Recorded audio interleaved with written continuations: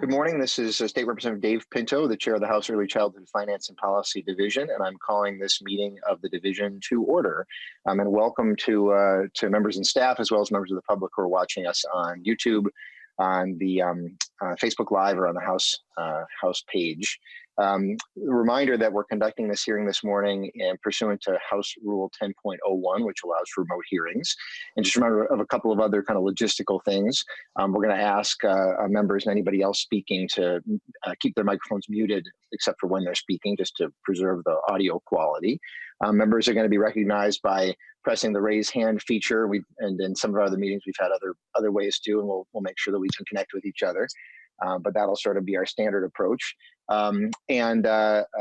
Committee packets and information have been sent out to committee members and folks on our listserv. Members of the public who are watching this, just a reminder that our Early Childhood Committee has a webpage, and you can go there, and it has all the materials in the packet as well for you to download and take a look at. And if anybody in the public wants to submit any information, ask any question, or submit comments, you can do so to our committee administrator, Alyssa Fritz, and her email address is alyssa.fritz@house.mn. That's ALYSSA, alyssa.fritz, FRITZ, @house.mn. And so with that, we will have the clerk take the roll. So, Madam Clerk, if you can do so. And members, a reminder to unmute yourself each time you speak. Representative Pinto, Chair. Present. Representative Katiza-Wattoon, Vice Chair. Present. Representative Franson. Present. Representative Bonner. Present. Representative Demuth. Present. Representative Heinzman. I'm here. Representative Morrison. Present. Representative Pryor. Present. Representative Wozniak. Present. Representative West. Present. So we do have a quorum, and so our next order of business is to have a motion to approve the minutes of the April 23rd meeting. And so I'll ask Representative Katiza-Wattoon if you would be willing to move adoption of those minutes. So moved, Mr. Chair. Okay. So then, and a reminder, members, that members of the public too, that a copy of the minutes are in the meeting packet and on our committee website. Are there any additions or corrections to those minutes of April 23rd? I'll wait a minute to just see if we have anything.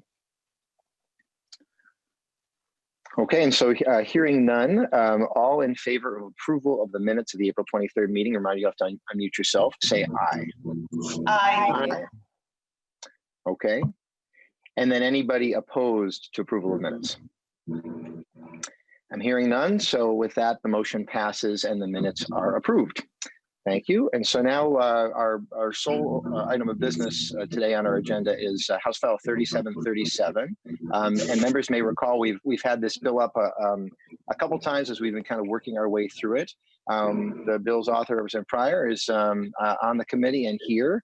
And so Representative Pryor, just to start, would you like to move your bill to recommend that be placed on the general register?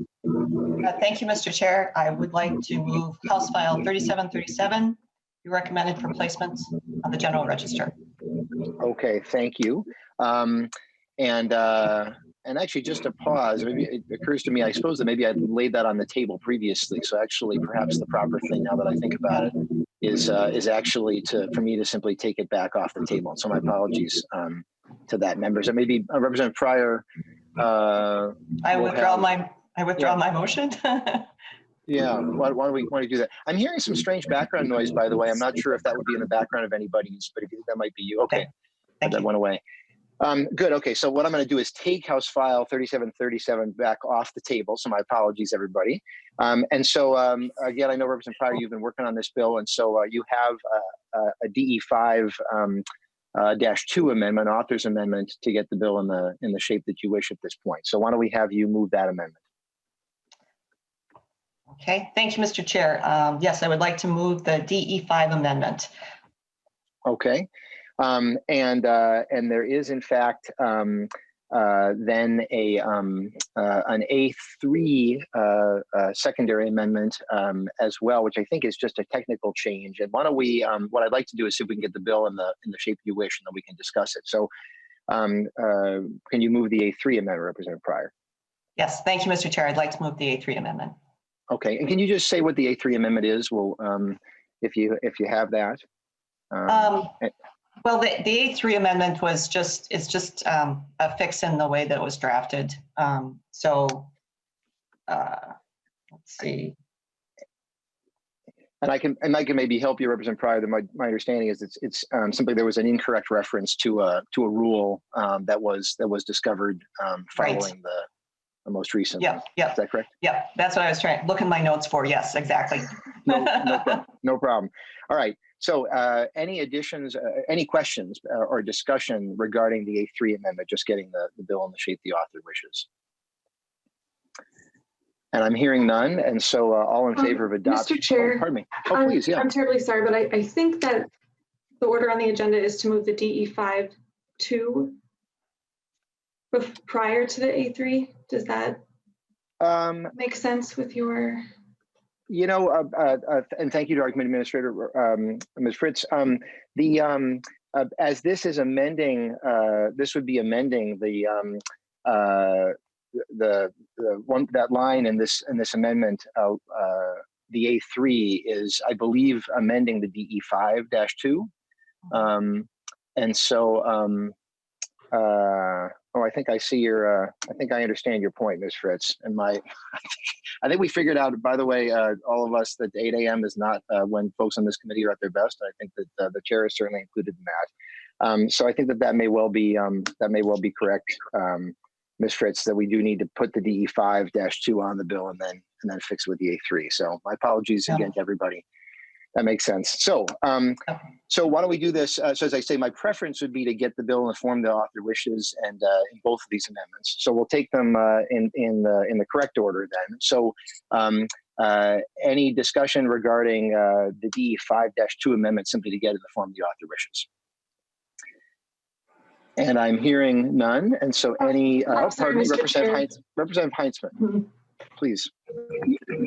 Thank you, Mr. Chair. I have noticed on my end of the Zoom, which could be a glitch, but maybe Alyssa could look into this, but the record has started and stopped several times, and that could, like I say, just be a glitch that I'm noticing, but it may be something that we need to confirm before we go too much farther.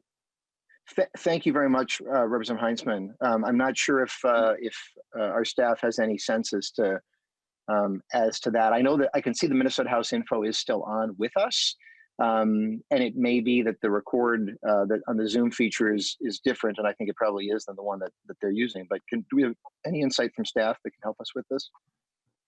Because it certainly is important to be recorded. Yeah, Mr. Chair, I will send a message via email and through the chat with House Public Information. And I just received an email from House Public Information, and he does say we're recording. So I think we are okay. I will confirm. But thank you, Representative Heintzman, for raising that. Yeah. Thank you very much. As I say, I suspect what's going on is that the record feature we can see in Zoom is separate than what House Public Information is using. But please, Ms. Fritz, make sure to verify that, because we certainly want to have this. I'll be sure this whole meeting is recorded. Yeah.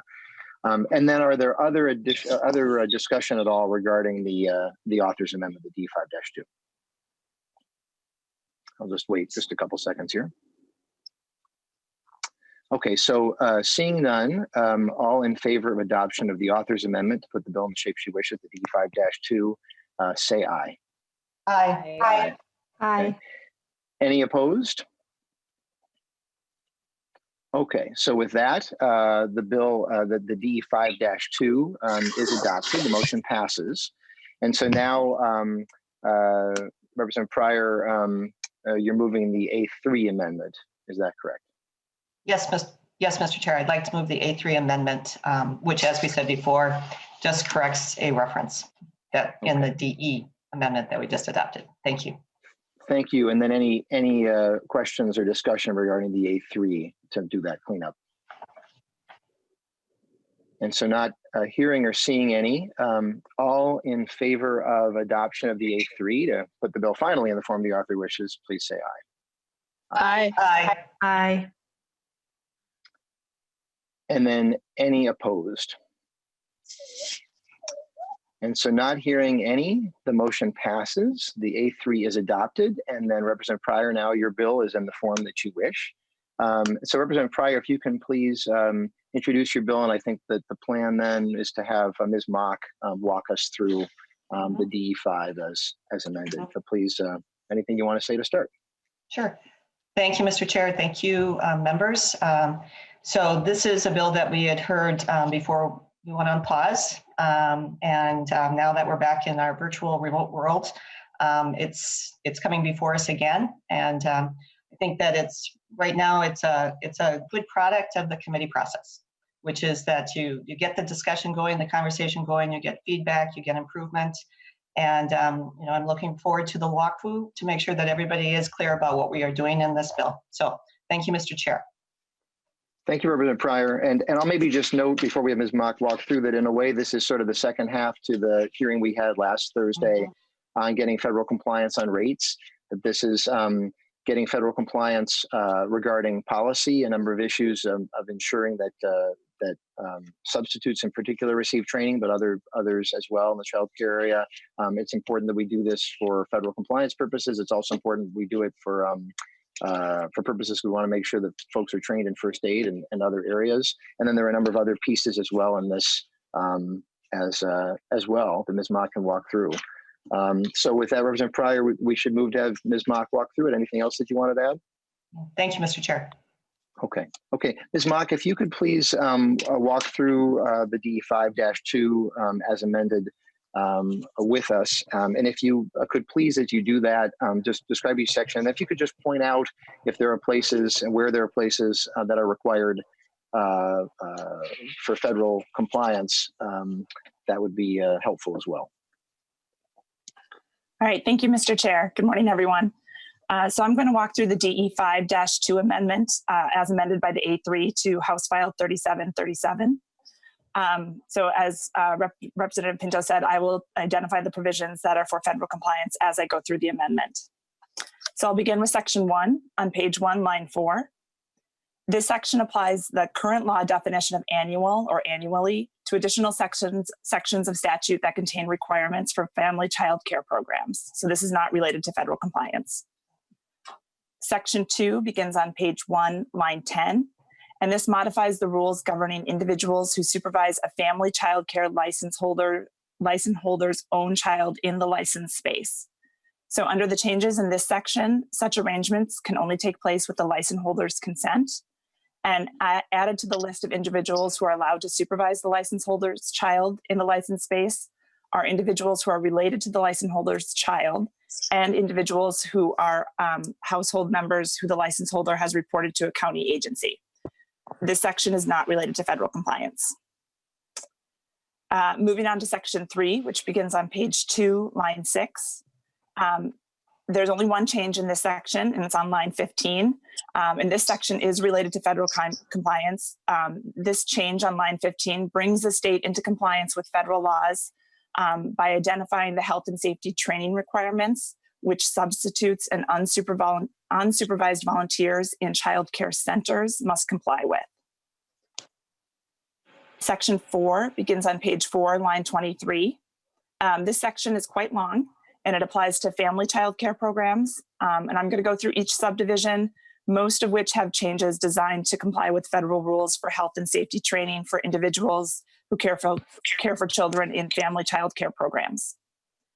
So subdivision 1 provides that adult caregivers and substitutes must be trained in emergency preparedness and allergy prevention and response. And both of those are federal health and safety training requirements. Subdivision 1A is a new subdivision that defines the terms adult caregiver, helper, and substitute for purposes of the section. And I should say that those terms are added throughout the section. This subdivision also clarifies that certain courses specific to child care centers and legal non-licensed providers do not fulfill the requirements of this section. Subdivision 2 begins on page 5, line 27. So to comply with federal law, this subdivision provides that individuals who have taken certain types of coursework must take ongoing training in the area of child development and learning or behavior guidance. This is a change from current law, as these individuals are currently exempt from initial and ongoing training in this area. So they'll remain exempt from the initial training, but they'll have to take ongoing training. This subdivision also identifies the types of training license holders and adult caregivers can take to satisfy the requirement for child growth and learning and behavior guidance training. And this specification, which you'll see on page 6, lines 6 through 13 and lines 26 through 32, is not required for federal compliance. So the specification is not required for federal compliance. Moving on to subdivisions 3 and 4, which begin on page 7, line 1. These modify who in a licensed family child care setting has to have first aid and CPR training. And these modifications bring the state into compliance with federal law governing first aid and CPR training. Subdivisions 5 and 6, beginning on page 8, line 1, specify again who in a licensed family child care setting has to receive training in sudden unexpected infant death and abusive head trauma, and in child passenger restraint systems, to bring the state into compliance with federal law governing these health and safety topics. Subdivision 7, page 9, starting on line 28, specifies who in the licensed family child care setting has to complete 16 hours of ongoing training each year, again, to comply with federal law. There are no changes in subdivision 8. Subdivision 9 begins on page 11, line 10. And this subdivision identifies health and safety topics that must be included in courses required for license holders and adult caregivers. And all the topics that are identified here are required under federal rules. This subdivision also requires that substitutes complete a 4-hour course prior to caring for children and every 3 years thereafter. That includes all health and safety topics required under federal law. And this subdivision also identifies courses that could satisfy these requirements, but this specificity, which is in lines 2 to 4 on page 12, is not required for federal compliance. There aren't any changes to subdivision 10 or 11. So that brings us to section 5, which starts on page 12, line 22. This section is not related to federal compliance. Under this section, the Commissioner of Human Services is directed to evaluate whether family child care licenses should be automatically renewed. And if the commissioner determines that they should, the commissioner is directed to propose legislation for the 2021 session. And that is the DE5-2.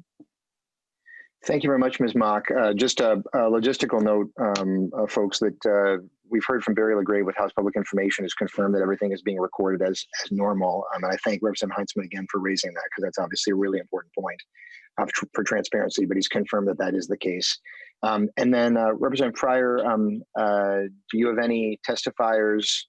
I think you've got folks sort of available for questions, but what is the status of that?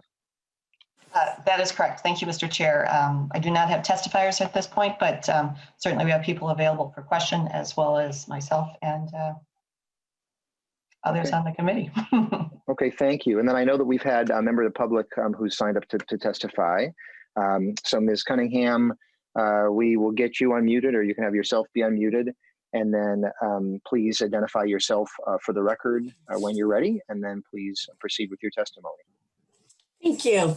I'm Cyndi Cunningham. I've been a licensed child care provider for 24 years, and trying to learn Zoom is a whole new thing, not my usual wheelhouse, but thank you for doing it this way. I'm the public policy chair for McPinn. I have testified on this before, but I just wanted to do a couple things. One is in major support for this bill. And also to say that McPinn is very grateful for the work that this committee and all legislators are doing during this time to support essential workers and family child care providers and all child care providers. It's always challenging what your job is, but under these life changes, including your own personal ones, I don't know who's in a camper, it's been heroic. So thank you very much. Coming into compliance with the federal block grant is critical for both families and parents and for their providers. It will be nothing less than incredibly critical after we get through the COVID-19. Family child care as an industry doesn't seem to accept change readily, and we've had a lot of it, and I've spoken about that before, that these changes in the way that they're being presented and the way they've been worked out will be easily done with the DHS trainings that have been compiled and put forth. We do have, just to comment, want to assure that it is made available online.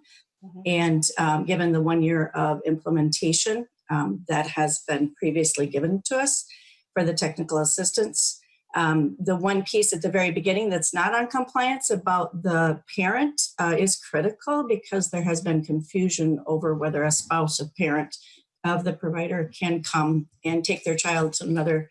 So it might seem trivial, but it is incredibly important to compliance with county workers and their providers. So we really appreciate your work and your efforts in all of these things. So thank you very much. Thank you, Ms. Cunningham, for your testimony. So we do not have anyone else in the public signed up to testify. And so with that, we'll move to member questions or discussion, and we'll give a minute for that because it can take just a minute for folks to identify themselves, et cetera.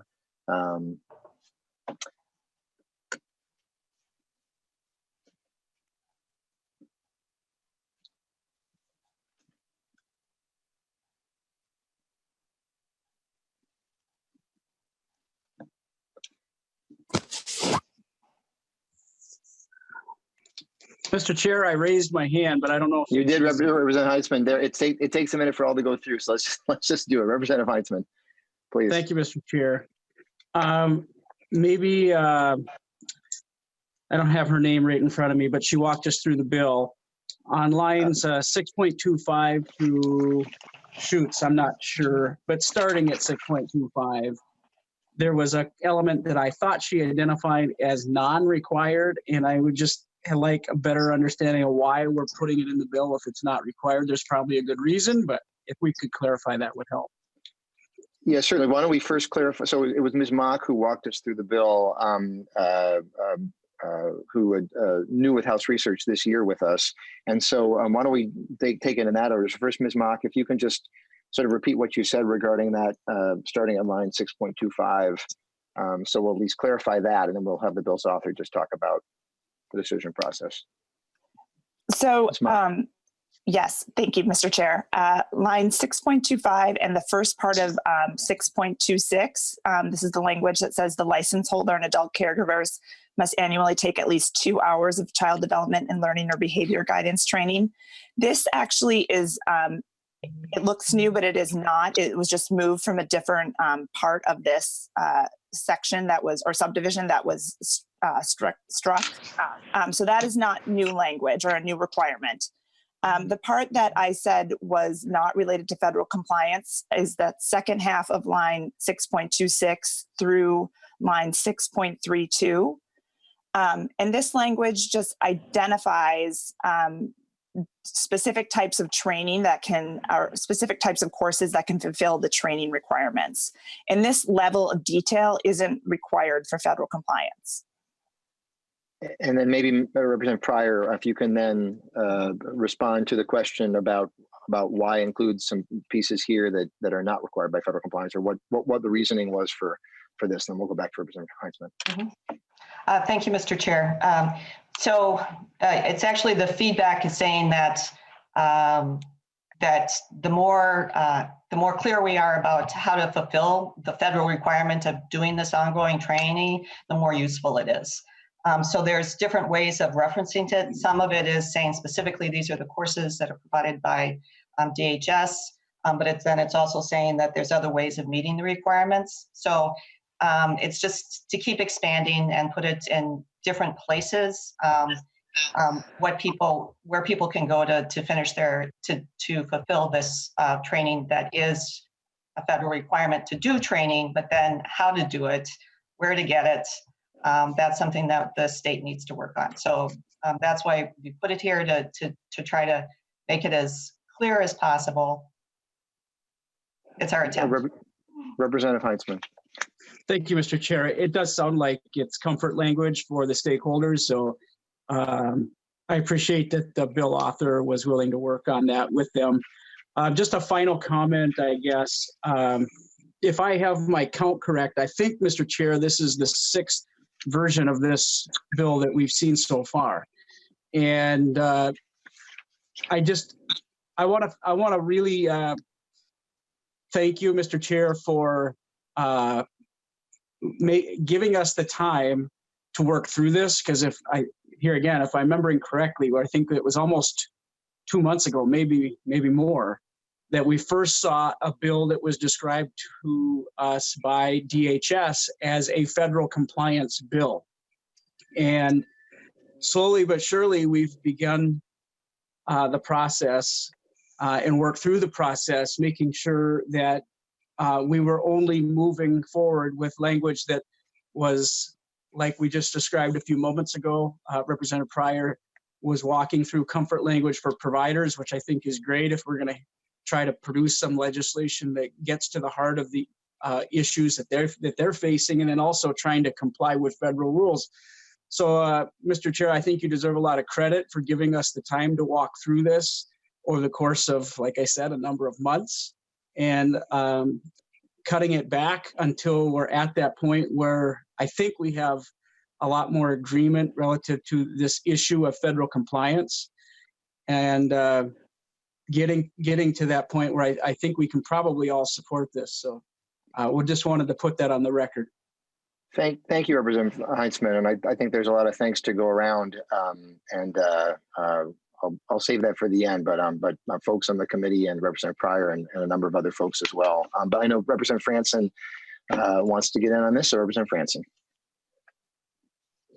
Yes, thank you, Mr. Chair, and I want to echo the sentiments of Representative Heinzman, and I want to thank Representative Pryor for being so willing to listen to all the sides and slow down to make a good bill, one that, of course, not 100% are going to be happy with, but it's a lot better than where we were at the beginning. And I want to thank you too, Mr. Chair, for allowing that time and allowing us to get to this point today.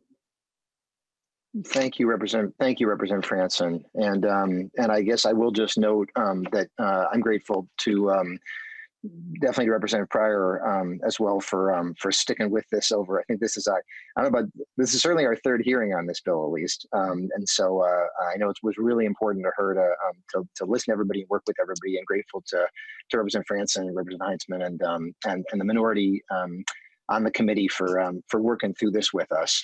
I guess as long as we're doing some thank yous, I want to make sure to note that Beth Fraser at DHS and the team that she's been working with have worked enormously hard on this over time, and I really appreciate the work that they've put in as well. So any other member questions or discussion at all? And not hearing anything and not seeing anything either, we'll give Representative Pryor, as usual, Bill's author, the last word. Representative Pryor. Well, thank you, Mr. Chair. Thank you for committee members. Also, thank you for our research staff, both partisan and nonpartisan, and committee administrators who have done so much work to bring this forward. But I think, I'm going to speak for all of us when we say what we really thank is our providers and the work that they're doing now, and then they will continue to do. And that is what unites all of us, is that we're trying to support their work. We respect their profession. And we know that, as has been said by, I think it was Representative Heinzman, this is critical, and it's a critical part of our infrastructure, our workforce infrastructure, and going forward. But we also know it's just a critical part of our community right now is having high quality childcare, and that we know that our home-based family childcare is the backbone of our system. And so we know that whatever time we spent on this is worth it, because we want to get it right, and we want to go forward in the strongest way possible as we get through these next few months. So thank you, Mr. Chair, for your work on this. I truly appreciate it, and I'm honored to be the bill author. And Representative Pryor, that is well put. Gratitude to our childcare providers, absolutely. And let's all commit to continuing to support them. So with that, members, Representative Pryor renews her motion that House File 3737 as amended be recommended for placement on the general register. All in favor of that motion, please say aye. Aye. Aye. I'll wait just a second. And then any opposed, please say no. And so not hearing anything, with that, the motion passes. 3737 as amended is on its way to the general register. Again, much gratitude to all kinds of folks for their work on this. Representative Heinzman, looks like you had something that you wanted to say. Or maybe not, okay. The thing flashed over to you. Okay, so members, I'll just note that I'm not certain what the what the path forward is in these final weeks of session and whether we will have another hearing or not. We will certainly keep in touch with you and let you know right away, and members of the public as well will post that information. If you have questions, please reach out to me. And thank you again for your work on this bill and on everything else we've been working on. And thank you so much. So with that, the meeting is adjourned.